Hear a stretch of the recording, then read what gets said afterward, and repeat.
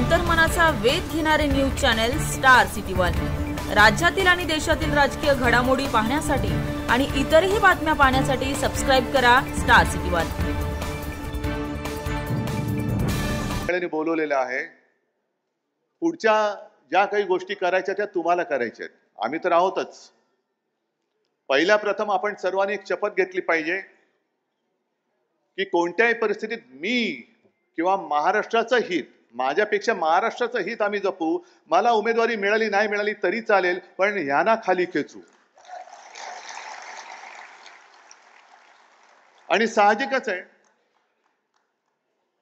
आपल्यात काड्या घालणारी लोक आहेत, युतीमध्ये बसलेत। त्यांच्या मुख्यमंत्री पदाचा चेहरा कोण? उद्धव ठाकरे होणार का आणखीन कोण होणार?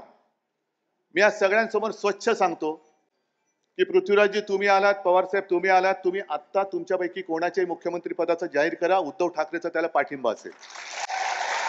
या जाहीर करा, कारण मुळामध्ये मी माझ्यासाठी लढतो ही भावना माझ्यात नाहीये। ज्या क्षणी मी मुख्यमंत्री पद सोडलं ते पुन्हा जे काही लढतोय मी माझ्या स्वार्थासाठी नाही लढत, माझ्या महाराष्ट्राच्या स्वार्थासाठी लढतोय।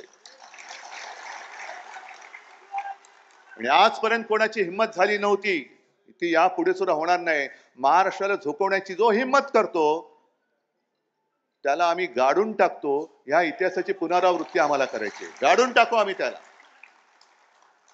त्याच्यामुळे हे जे काय चाललंय, मुख्यमंत्री कोण होणार तर आत्ता जाहीर करा, या सगळ्यांच्या समोर जाहीर करा। आणि मी तुम्हाला पाठिंबा देतो की नाही ते होऊ द्या, सगळे चॅनेलवाले करून टाका जाहीर। मुख्यमंत्री कोण होणार आम्ही बघू, काय करायचं ते आम्ही नाही।